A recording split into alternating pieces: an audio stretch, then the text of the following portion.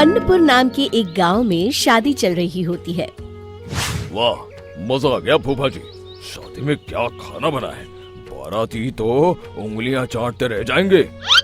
हाँ, तुमने सही कहा, पनीर की सब्जी का तो कोई जवाब ही नहीं। दूसरी तरफ पंडित जी फेरों की तैयारी कर रहे होते हैं कि तभी वहाँ एक चुड़ैल आ जाती है।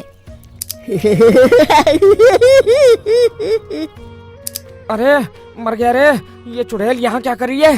अरे दिवाकर जी, ये आपकी कौन सी रिश्तेदार है? अरे मुझे क्या पता, क्यों भाग्यवान, कहीं ये तुम्हारे मायके से तो नहीं आई है?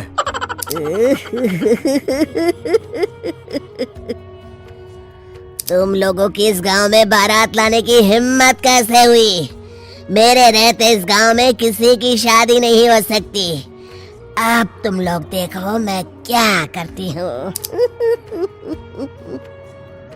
अरे मर गया रे, मैंने सुना है ये जबान की पक्की है। भागो रे भागो, वरना ये चुड़ैल किसी को नहीं छोड़ेगी। हाँ, तुम सही कहते हो मोहन भाई, यहाँ से भाग लेने में ही हम सबकी भलाई है। देखते ही देखते शादी के मंडप में भगदड़ मच जाती है और चुड़ैल सब कुछ उजाड़ कर रख देती है। फिर एक दिन मोहन की शादी तय हो जाती है। अरे भाई, अगले हफ्ते मेरी शादी तय हो गई है, लेकिन इस चुड़ैल की दहशत के मारे तो मेरे हाथ पैर कांप रहे हैं। अरे मोहन, तुम्हारा दिमाग तो खराब नहीं हो गया? तुम अपने साथ साथ हम सब गांव वालों को भी बलि का बकरा बनाना चाहते हो? उस चुड़ैल के रहते तुमने अपनी शादी के बारे में सोच भी कैसे लिया? देखो गोपाल, डर तो मुझे भी लग रहा है, लेकिन उस चुड़ैल के डर से मैं जिंदगी भर कुंवारा तो नहीं रह सकता।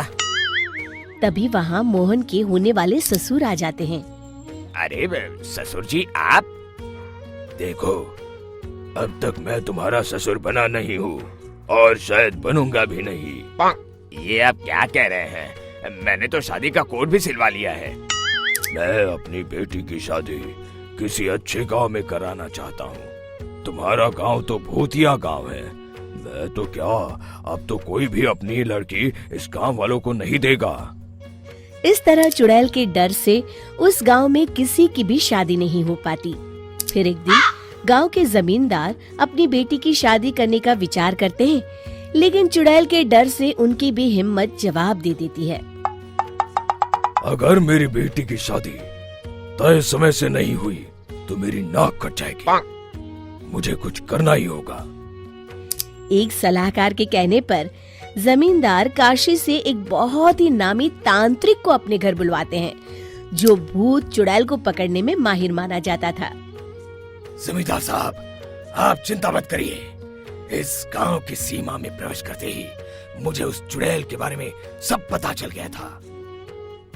आप उसे जल्दी से जल्दी कैद कर लीजिए ताकि मैं अपनी बेटी की शादी कर सकूं। जब वो चुड़ैल एक इंसान थी, तब ठीक उसकी शादी करने वाले दिन ही उसकी और उसके होने वाले पति की एक दुर्घटना में मौत हो गई थी। उसका होने वाला पति आज भी भूत बनकर जंगल में भटकता है।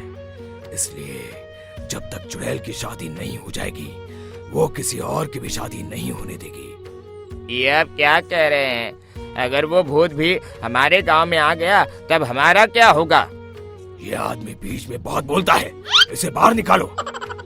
उसके बाद तांत्रिक बताते हैं कि अगर उस भूत के साथ चुड़ैल की शादी करा दी जाए तो वो चुड़ैल हमेशा हमेशा के लिए उस गांव को छोड़कर चली जाएगी। जमींदार साहब, आप अपनी बेटी की शादी की तैयारी शुरू कर दीजिए। मैं कुछ गांव वालों को अपने साथ लेकर उस भूत को ढूंढने जंगल की ओर जाता हूँ। इस तरह जमींदार निश्चित होकर अपनी बेटी की शादी करवाने लगते हैं, लेकिन तभी वहाँ चुड़ैल आ जाती है।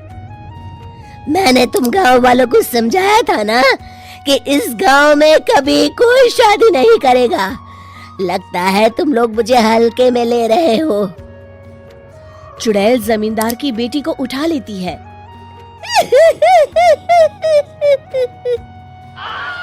अब देखती हूँ बिना दुल्हन के तुम लोग शादी कैसे करोगे।